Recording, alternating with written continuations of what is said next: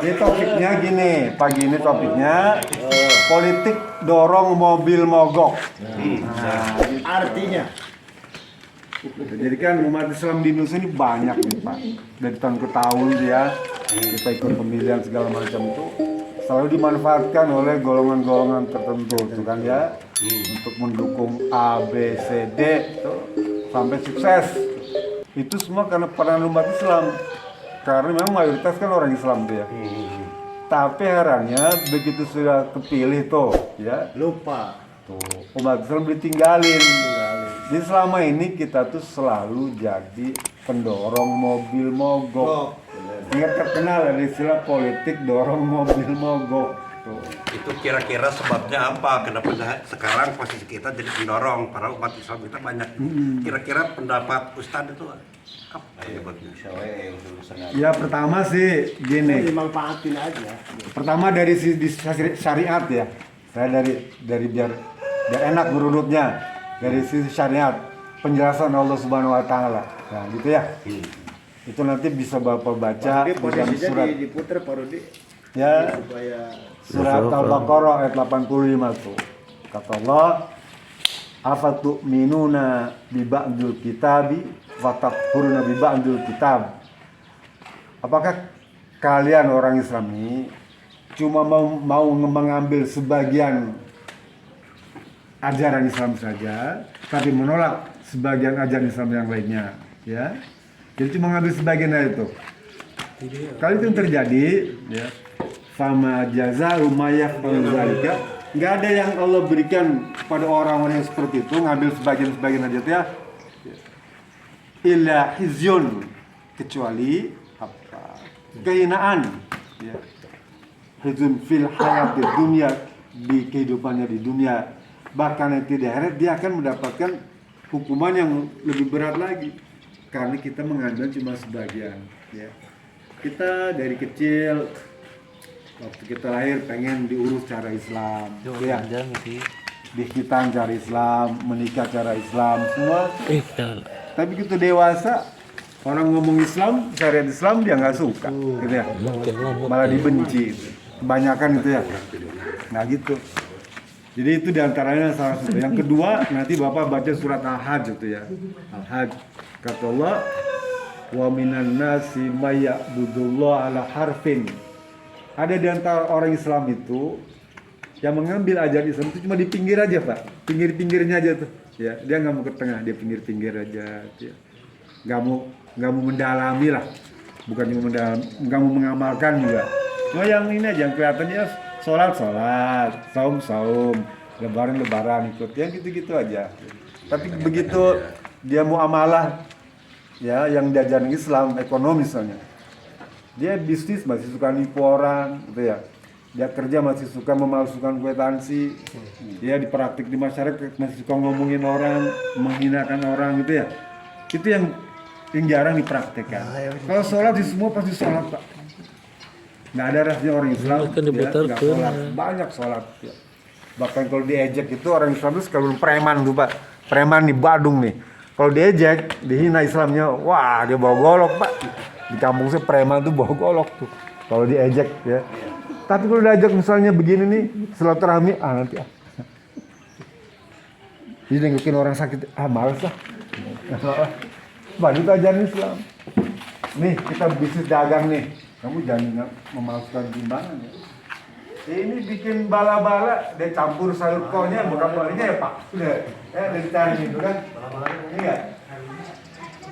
Boleh mulungan, katanya dia punya kol itu kan banyak Pak. Bikin saus, ya.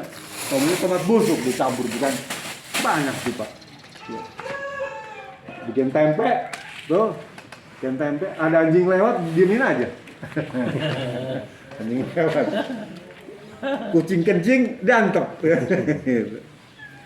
Nah itu semua ada perkara yang mendasari kenapa umat Islam ini selalu direndahkan ya, ya mungkin dihianati, dilecehkan itu dari sisi syariat ya. Nah sekarang dari sisi praktik sosial, nah tadi tuh karena mungkin kita dianggap dari sisi pengetahuan mungkin kurang ya, dibodoh-bodohin sama orang gitu, atau dimingi-mingi dengan uang gitu ya, karena ekonominya terbatas, bisa seperti itu. Jadi kita banyak juga di praktek sosial itu kayak semacam penipuan, kita ditipu gitu, dibohongin lah gitu ya. Nah, karakter sekarang ini kan pemimpin ini banyak yang bohongin kita ya. Coba dan antara pemimpin yang paling banyak bohong ya sekarang ini dia bikin narasi itu ya, disebut post truth itu, kebohongan yang diulang-ulang tuh, saya nyumbang ini bohong, tapi kan nyumbang ini tuh bohong tapi dianggapnya benar karena sering diulang ya, post truth. Mungkin begitu Pak kalau menurut hemat saya. Tapi sekarang Bapak boleh ngasih pendapat. Ini pantau nih dari militer kan, nih militer nih boleh minta pendapatnya tuh. Kenapa tuh politik dorong mobil mogok tuh pantau? Serius Pak Anto. Pak Haji, itu kemungkinan adanya faktor pemenang. Iya, bisa. So. Ada unsur kesengajaan. Teruskan. Kalau misalkan pemerintahnya mungkin orang-orang soleh, apakah mungkin bisa seperti demikian?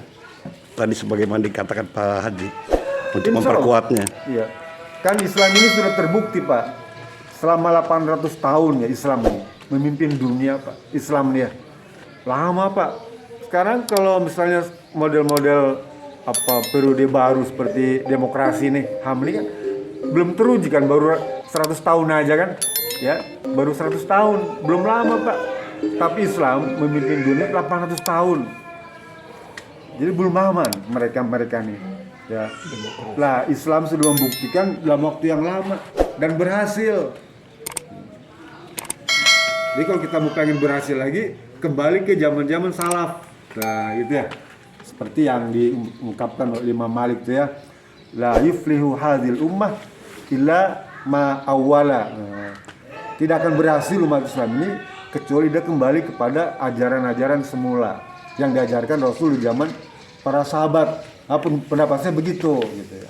Saya ingin tahu sekarang pendapat Pak Haji Maman gimana nih? Ada komen kira-kira?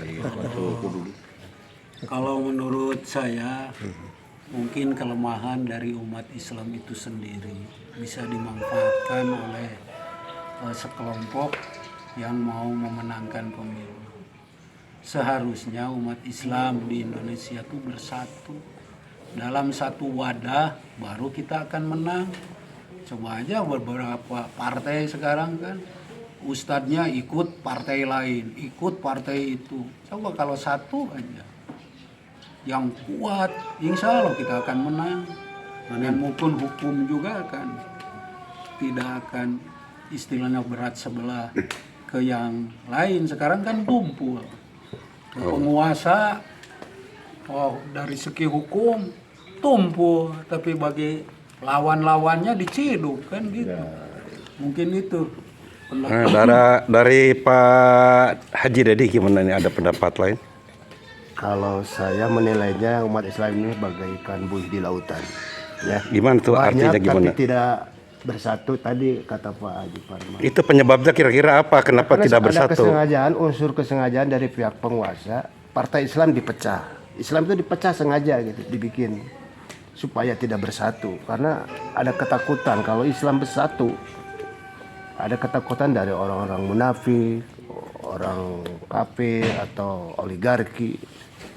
Makanya Islam itu sengaja dipecah gitu. Gimana menurut Pak Haji Itang? Gini ya, di dalam Al-Quran Allah Subhanahu Wa Taala sesungguhnya engkau itu makhluk yang lemah, maka jangan bercerai-berai, bersatulah. Kalau menurut saya ini pada saat dewasa ini kita itu seolah-olah dibentur-benturkan. Saya ingat tahun kemarin nih, belum lama dia mengumumkan tanggal 10 Zulhijjah, tanggal 10 tanda tangan, pergi dia berhaji. Ternyata dia di sana tanggal 9, sedangkan waktu Kan kita duluan, matahari kita dapatkan duluan, baru di sana. Itu salah satu contoh tahun kemarin. Begitu juga tahun ini. Nih, sekarang itu seolah-olah kita tuh dibenturkan sehingga banyak bertentangan, beradu pendapat. Argumen. Ada tanggapan lain kira-kira kenapa Islam di Indonesia seperti buih gitu Pak Haji Anton? Asalkan ngomong. Hanya ketawa. Ini kembali lagi ke Pak Ustadz nih. Ini sudah tadi dengarnya berbagai pendapat nih, bagaimana Saya kira komen bagus ya, artinya sebenarnya bapak-bapak ini kan memang menjadi pemerhati ya pada persoalan-persoalan sosial dan politik Nusantara. Artinya apa? Kita ini punya perhatian, punya apa namanya tuh tanggung jawab ya terhadap nasib bangsa ke depan, khususnya nasib umat Islam di masa yang akan datang. Saya kira ini penting Pak. Dengan begini nih maka ada kesadaran kognitif, kesadaran kognitif yang ada pada benak kita untuk apa punya kepedulian, ya tanggung jawab. Nah kalau sudah terbentuk tuh Pak, maka kita di kehidupan sosialnya akan terlihat ya perhatiannya nggak gampang dipengaruhi, kemudian punya apa pemikiran rarayongan bareng-bareng tuh. Ini yang kita ingin bangun di kehidupan bermasyarakat, berbangsa dan bernegara. Karena kita ini terus terang memang cinta dengan NKRI Pak, cinta. Nah karena cinta dengan NKRI maka kita harus memberikan perhatian. Mungkin tidak bisa memberikan kontribusi besar bagi negara kan mungkin gitu. Tapi yang kecil untuk tingkat RT aja kita bisa kontribusi, itu udah bagus. Setidaknya tidak ngerepotin pemerintah aja udah bagus kan gitu ya. Sebagian orang ngerepotin pemerintah, kita enggak. Tapi justru kita membangun kehidupan bermasyarakat ya, yang guyub, yang apa kompak. Nah ini yang kita ini. Dan Rasul pun mengajarkan itu ya. Rasul mengajarkan kita ini bahwa kita ini orang Islam ini bersaudara ya. Innamal mu'minuna ikhwatun faslu bain akhwaikum wattaqullaha lakum turhamun ya. Sesungguhnya orang yang beriman ini, orang Islam ini bersaudara. Dan ciri orang bersaudara itu bertakwa. Jadi kalau pengen disebut sebagai orang bertakwa maka dia harus bersaudara. Bersaudara itu bukan berarti harus saudara beneran. Ada ikatan emosional ya. Kalau kita satu RT, maka ikatan emosional satu RT ini kita jaga ya. Kalau satu RW, ikatan emosional satu ini kita jaga. Ya kalau teman kita sakit, kita juga merasakan sakit, ada perasaan gak enak. Kalau teman kita berbahagia, kita turut berbahagia. Jangan kemudian timbul orang tetangga teman kita bahagia, kita iri. Nah, itu nggak boleh. Itu artinya tidak bertakwa. Kalau bertakwa, ya orang Islam itu cirinya. Kalau teman kita sukses, alhamdulillah, ya pasti juga, dia juga akan memberikan kebaikan kepada kita. Ya.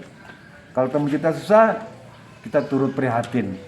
Sekalipun kita tidak bisa membantu, mungkin kita bisa depan ya Rob, semoga tetangga saya itu, ya teman saya itu, engkau berikan keringanan, ya. Penyakitnya segera disembuhkan, kan begitu ya. Nah, itu kehidupan sosial diajarkan Rasulullah SAW. Rasul itu praktek seperti itu bukan setelah Nabi, sebelum jadi Nabi aja dia sudah berpraktek gitu. Waktu tinggal di Mekah itu, sehingga disebut sebagai Al-Amin, orang yang bisa dipercaya. Itu belum jadi Nabi Pak, belum jadi Nabi. Dia menjalin silaturahmi dengan penduduk Mekah tuh, ya sama-sama jahiliyah tuh. Tapi dia sudah menunjukkan kebaikan kepada masyarakat sekitar. Nah kita juga sama gitu ya. Kita kan juga di komplek ini nggak ada perasaan ini dari Banten, ini dari Ciamis, ini dari Tasik, ini dari Jawa, kan enggak. Ini satu rumpun aja. Kita dibingkai oleh NKRI, ya, dibingkai oleh Islam. Cuma tanya si Mas dari Jawa, gimana? Ayo ngomong Mas. Mas. Oh ini si Mas nih. Misalnya ada pendapat yang bagus Mas. Gimana Mas? Ngomong Atau non? ngomong Sunda tapi Intonasinya Jawa, rasa Jawa. Ayo Mas. Takut kok ya. Ayo belajar bunyi Mas. Ngomong Sunda rasa Jawa. Oh, cuma ngasih like doang.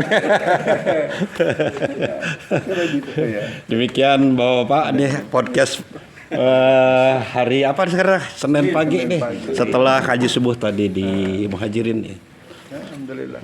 Makasih banyak Pak Haji. Ini dengan Pak Ustadz kita, Ustadz Muhid Al-Adam. Mohon komentar Anda yang penonton di YouTube nanti ya. Ya, nanti. Mohon tanggapannya ya. Oke. Demikian, terima kasih. Ya. Assalamualaikum warahmatullahi wabarakatuh.